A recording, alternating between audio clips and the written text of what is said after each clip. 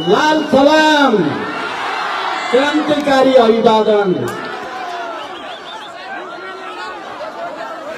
यो विशाल र भव्य एकता सन्देश सभाका सभाध्यक्ष कमरेड, हाम्रो गौरवशाली पार्टी नेपाली कम्युनिस्ट पार्टीका सहसंयोजक, पूर्व प्रधानमन्त्री, नेपाली कम्युनिस्ट आन्दोलनका एक अग्रज नेता कमरेड माधव कुमार नेपाल, केन्द्रीय समितिका सबै सहयोद्धा कमरेडहरू र यो भव्य समारोहमा उपस्थित रुकुम जिल्ला एउटा ऐतिहासिक जिल्लाका सम्पूर्ण आदरणीय जनसमुदाय, यहाँ उपस्थित महान शहीदहरूका आदरणीय परिवारजन, तमाम बेपत्ता योद्धाहरूका आदरणीय परिवारजन, सबै घाइते अपाङ्ग कमरेडहरू र साथीहरू, आज तपाईहरुको अगाडि उभिएर फेरि एकचोटि यो मञ्चमाबाट सम्बोधन गर्न पाउँदा मलाई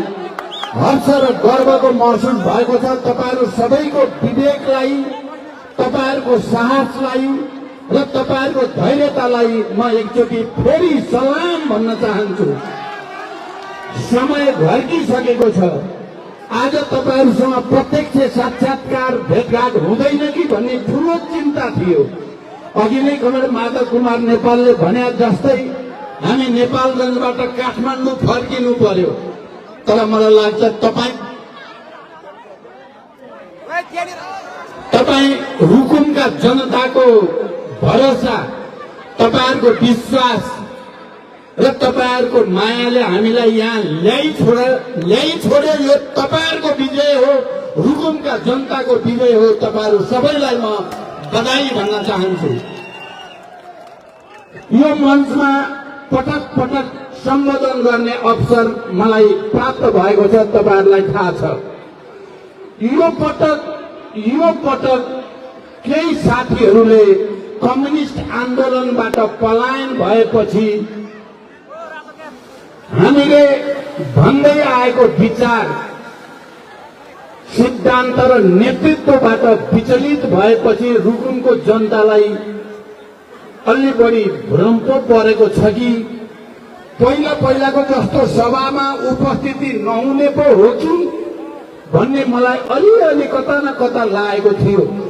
तर आज यो सभामा आउँदा रुकुमका जनता महान छन्, कुनै भगौडाका पछि लाग्दैनन् भन्ने कुरा तपाईहरुले साबित गरिदिनु भयो। यस अर्थमा पनि म तपाईहरुलाई बधाई भन्न चाहन्छु। मैले मध्य पहाडी लोकमार्ग अभियानको बेलामा चौरजारीमा भएको सभामा बोलेको तपाईहरुमध्ये धेरैले पक्कै सुन्नु भएको होला।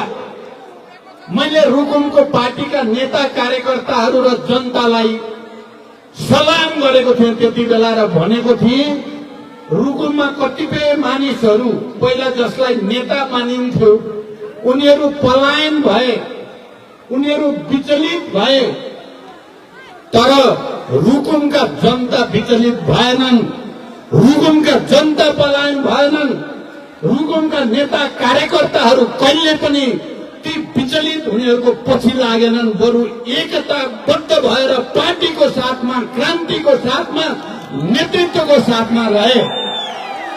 मैले त्यति बेला तपाईहरुलाई अभिवादन भनेको थिएँ। महान रुकुमेली जनता कुनै पलायनवादी, अराजकतावादी, ढोंगी पाखण्डीका पछाडि लाग्ने छैनन्।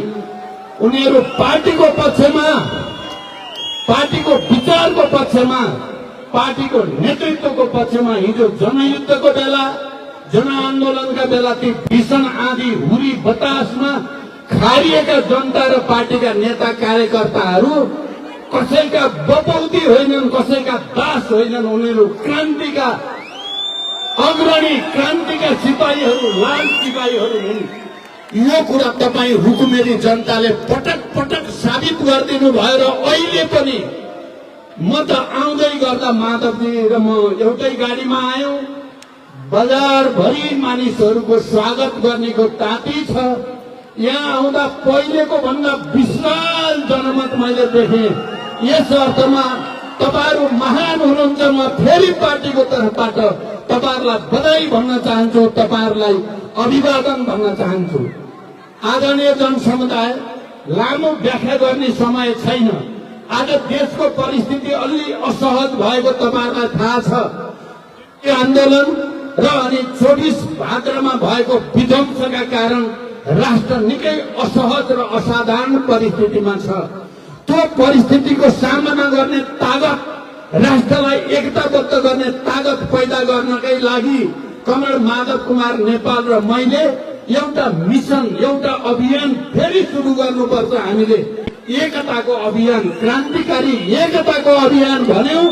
अहिले 17 पार्टी हामी एकताबद्ध भएका छौं र देशभरि एउटा उत्साह, एउटा भरोसा, एउटा उमङ्ग पैदा भएको छ। तपाईहरुले हेर्नुभयो होला, हामीले धनगढीमा गरेको सन्देश सभा, हामीले देउखुरीको लमैमा गरेको सन्देश सभा, या जनकपुरको होस् या पोखराको होस् या विराटनगर होस् र सुर्खेतसम्म आउँदा र काठमाडौँको सभा पनि पक्कै तपाईहरुले देख्नुभयो।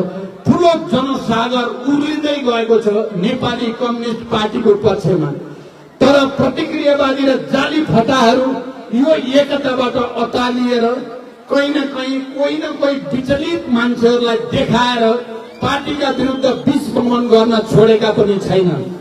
यहाँ तपाईहरुले हेर्दा त यहाँको एकजना तपाईहरुले अगाडि सारेको नेता पलायन भए, विचलित भए, गए। कहाँ गए भन्दा कम्युनिस्ट र मार्क्सवाद छोड्ने ठाउँमा पुगे, कम्युनिस्ट पार्टी छोड्ने ठाउँमा पुगे। तपाईहरुलाई लाग्यो होला यिनी विचलित भए मात्रै होइन, यसको पछाडि साम्राज्यवादी र प्रतिक्रियावादी षड्यन्त्र छ। म तपाईहरुलाई यो विश्वासका साथ भन्न सक्छु, निकै ठूलो षड्यन्त्र अन्तर्गत यी मानिसहरूलाई विचलित गराइएको पनि छ। म अहिले धेरै भन्न चाहन्न। मलाई चौरदारीको त्यो सभा अहिले स्मरण भइरहेको छ। जोसुकै विचलित हुन्, तर रुकुमको जनता विचलित हुने छैनन्। यहाँका क्रान्तिकारी विचलित हुने छैनन्। यहाँका नेता कार्यकर्ता विचलित हुने छैनन्। यहाँ थुप्रै अनुभवी नेताहरूको जमात छ, मलाई थाहा छ। बुजुर्ग प्रौढ नेताहरूको, अनुभवी नेताहरूको जमात छ, युवा नेताहरूको जमात छ र हजारौं क्रान्तिकारी कार्यकर्ताहरूको जमात छ र अहिलेका नयाँ युवाहरूको पनि विशाल पंक्ति रुकुममा छ। कसैले हिलाउन सक्ने छैन। म तपाईहरुलाई के भन्न चाहन्छु भने पहिला त प्रभाकर थियो र प्रचण्डलाई ल्याउँथ्यो। अब त प्रभाकर छैन, प्रचण्ड आउँछ कि आउँदैन भनेर एकजनाले मलाई भनेको सुने मैले। म झन बढी आउँछु रुकुम, अब तपाईहरुको साथमा झन बढी आउँछु। अब त म प्रचण्ड मात्रै आएको छैन, माधव नेपालजीलाई समेत लिएर आएको छु। त्यसकारण तपाईहरुलाई के नपरोस् भने प्रभाकरको अभावमा पार्टी हेडक्वार्टरसँग सिधा सम्बन्ध हुँदैन कि भन्ने तपाईहरुलाई लागेको छ भने म त्यो भ्रममा नपर्न तपाईहरुलाई अनुरोध गर्न चाहन्छु। हमेशा तपाईहरुको साथमा हेडक्वार्टर हुनेछ, तपाईहरुको सुख दुःखमा हेडक्वार्टर हुनेछ। पहिले भन्दा बढी तपाईहरुका दुःख सुखमा, तपाईहरुका विकास निर्माणका काममा बरु प्रभाकरले अलि उदण्ड तरिकाले गर्थे। अब त्यो उदण्डता चल्ने छैन। अझ गम्भीरताको साथ तपाईहरुका भौतिक पूर्वाधारका कुरा, तपाईहरुको कृषिमा उत्पादन र उत्पादकत्व वृद्धिका कुरा, ऊर्जाका कुरा, शिक्षाका कुरा, स्वास्थ्यका कुरा, रोजगारीका कुरामा हामीले एउटा नयाँ संकल्प गरेका छौं र हिजो मात्रै हामीले एउटा टिम बनाएर पार्टीको घोषणा पत्र, चुनावी घोषणा पत्र पहिलाको जस्तो होइन, अब जनतालाई भरोसा हुने गरी, हाम्रा विगतका कमी कमजोरी सच्याउने गरी अगाडि बढ्ने प्रतिबद्धता सहित लेखन कार्य सुरु भएको छ। आदरणीय रुकुमली जनता, म तपाईहरुलाई विश्वास दिलाउँछु, तपाईहरुको निम्ति पार्टी हेडक्वार्टरको ढोका काठमाडौँमा सधैँ खुला हुनेछ। कसैले रोकिने छैन। यो विश्वास म तपाईहरुलाई दिलाउन चाहन्छु। हिजो केही साथीहरू म पहिलोचोटि 39-40 सालमा रुकुम आउँदा जो नेता थिए ती केही नेताहरू अलि पहिले नै पलायन भए। तर त्यो पलायनबाट तपाईहरु झन् धेरै भएर आउनुभयो। अहिलेको पलायन झन् त्यसले तपाईहरुलाई आफ्नो कर्तव्यप्रति, आफ्नो जिम्मेदारीप्रति, पार्टी आन्दोलन र क्रान्तिप्रति, समाजवादको यात्राप्रति तपाईहरुको कर्तव्य बोध धेरै माथि उठेको मैले महसुस गरेको छु। म तपाईहरु सबैलाई अहिले यहाँ पार्टीका सबै नेताहरू, प्रदेशका या जिल्लाका या पालिकाका या स्थानीय तहका तपाईहरु सबैलाई मैले हुन त केही पालिकामा मैले भिडियो मार्फत वक्तव्य पनि दिएको थिएँ।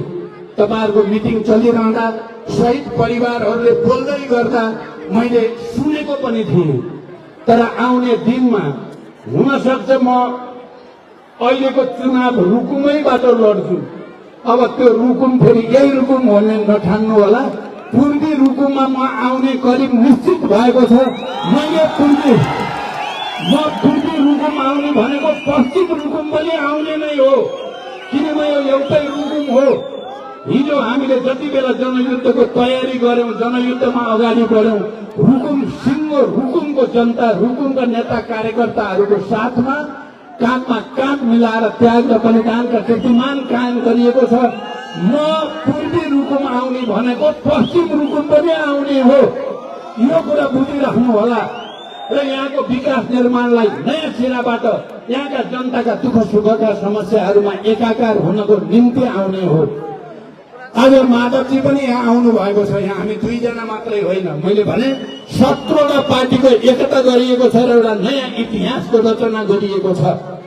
अहिले यहाँ चाहिँ तपाईहरुले जे गर्नुभयो, यतिका जनसमुदाय आज केन्द्रित हुनुभयो। 5 बजेर 5:15 हुन लाग्यो। तपाईहरु अझै पनि धैर्यताका साथ हाम्रो कुरा सुनिराख्नु भएको छ। म अब भाषण र वक्तव्य लोभ्याउन चाहन्न। हामीले समाजवादको यात्रा गर्ने क्रममा अब पार्टीको झण्डा, हँसियो हथौडावाला झण्डा, मार्क्सवादको निर्देशक सिद्धान्त र चुनाव चिन्ह लाल तारा अहिले देशभरि स्थापित भइसकेको छ। सबैको प्यारो तारा, लाल तारा, 5 गुणे तारा। अब यहाँ गोपाल शर्मा यहाँ अब रुकुम जिल्लाको एउटा नयाँ युवा नेताको रूपमा, जसले हिजो गल्ती गर्दा पनि प्रभाकरलाई छुट दिने पनि हो। उहाँ चाहिँ अघि उहाँले भन्नु पनि भयो, उहाँले बनाएको हो। तर धोका दिएपछि त उहाँले पनि कति काट थाप्न सक्ने। माधवजीले भने जस्तै हो, भिरबाट खस्नेलाई राम राम मात्रै भन्न सकिन्छ, काट थाप्न सकिँदैन। अब गोपालजी लगायत यहाँका सबै रुकुमका नेता कार्यकर्ताले जनताको काँध थाप्नु पर्छ, जिम्मेवारीका साथ अगाडि जानु पर्दछ। र तपाईँ महान रुकुमेली जनताप्रति म अन्तिममा अपिल गर्न चाहन्छु, पहिलेको भन्दा अत्यधिक बहुमत ल्याएर गोपाल शर्मालाई विजयी गराउन, रातो तारालाई आकाशमा उचाइमा पुर्याउन अपिल गर्दै बिदा हुन्छु। धन्यवाद, अभिवादन।